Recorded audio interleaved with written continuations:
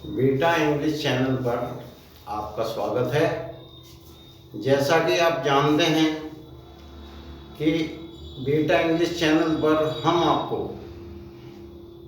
Beta English integrated course करा रहे हैं और इंटीग्रेटेड इंग्लिश कोर्स में अभी तक हमने आपको कुछ बेसिक जानकारियां प्रदान की हैं प्रारंभ में। उसके बाद कुछ अन्य जानकारियां दी हैं ग्रामर संबंधित, जैसे क्वेश्चन टैग्स वगैरह। क्योंकि इंटीग्रेटेड कोर्स है तो हमने आपको स्पीकिंग में भी प्रोनाउंसिएशन वगैरह की जानकारी प्रदान की है।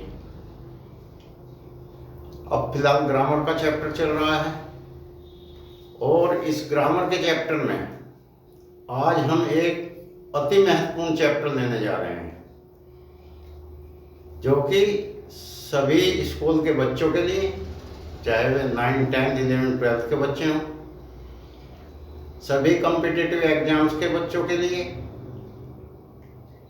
और हर क्षेत्र में, चाहे स्पीकिंग ही क्यों ना हो, इसका बहुत प्रयोग होता है न्यूज़पेपर्स में, मैगजीन्स में। तो इस चैप्टर का नाम है active and passive voice. Verb की वॉइस होती है, जैसे वर्ब के मूड वगैरह होते हैं, आप जानते हैं। तो ये वर्ब की वॉइस होती है, ये वर्ब का ही एक चैप्टर है वॉइस। उसमें एक्टिव एंड पैसिव वॉइस के बारे में हम आपको बताएंगे, जो कि बड़ा ही महत्वपूर्ण चैप्टर है। तो आप सभी से रिक्वेस्ट है, प्रारंभ करने से पहले मैं आपसे निवेदन करूंगा कि आप इसको अपने सभी साथियों को, अधिक से अधिक लोगों को इसके विषय में बताएं कि ये चैप्टर हमारे चैनल पर चल रहा है। क्योंकि जैसे पहले भी हमने कहा है कि यह तो पशु वृत्ति है कि आप ही आप चले, मनुष्य वही है जो मनुष्य के लिए मरे। तो इतना महत्वपूर्ण चैप्टर है, इसको दूसरों के लिए भी बताएं। हम इसको रूट से लेके चलेंगे और इसके सभी रूल्स, सभी नियम, हर स्टेप वाइज आपको बताते चलेंगे। तो आइए इसको प्रारंभ करते हैं। वॉइस, जैसा कि अभी आपको बताया, वर्ब का पार्ट होता है वॉइस। वॉइस की डेफिनेशन क्या है, ये शुरू में देख लेते हैं। डेफिनेशन, वर्ब का वह रूप, फॉर्म, जो यह अभिव्यक्त करता है कि सब्जेक्ट कर्ता स्वयं कुछ करता है अथवा किसी के द्वारा किए गए कार्य का परिणाम भोगता है, वॉइस कहलाता है। अर्थात सब्जेक्ट किसी कार्य के लिए डायरेक्ट रेस्पॉन्सिबल होता है या इनडायरेक्टली रेस्पॉन्सिबल होता है। इसके काइंड्स, ट्रांजिटिव वर्ब के दो वॉइसेज होते हैं। ट्रांजिटिव वर्ब के ही होते हैं वॉइस, ये आप समझ लें। पैसिव वॉइस उसी का बनता है। A active voice, the passive voice. तो पैसिव वॉइस ट्रांजिटिव वर्ब का ही होता है। A active voice, active voice को कृतवाच्य, कर्तृवाच्य, और पैसिव वॉइस को क्रमवाच्य हिंदी में कहते हैं। एक्टिव वॉइस कर्ता प्रधान होता है, इसमें सब्जेक्ट की प्रधानता होती है।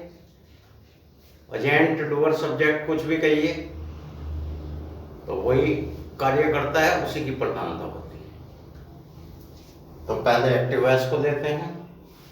ए verb is said to be in the active voice when the person or thing denoted by the subject acts.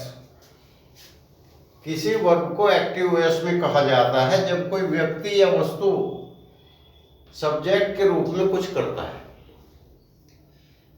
अर्थात वही कर्ता प्रधान होता है।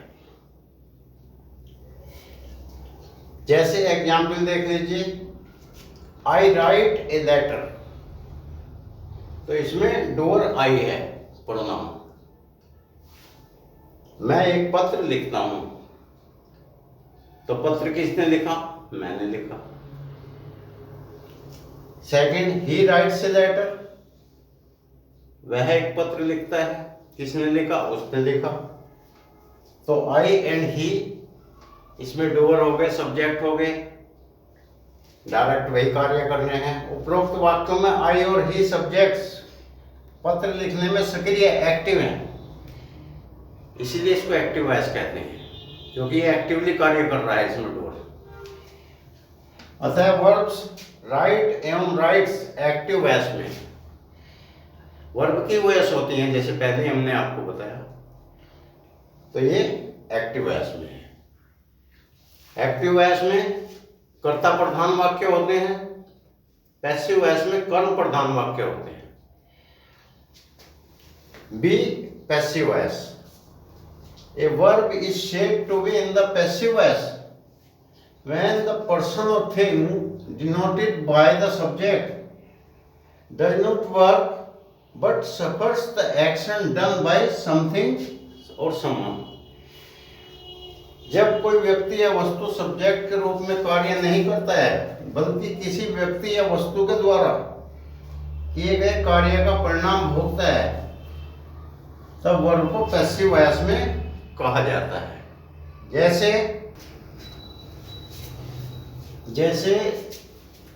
A letter is written by me, पत्र मेरे द्वारा लिखा जाता है।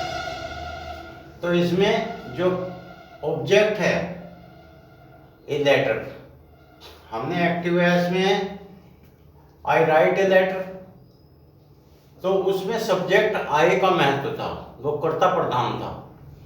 इसमें a letter is written by me, a letter का महत्व है कि वो किसके द्वारा लिखा जा रहा।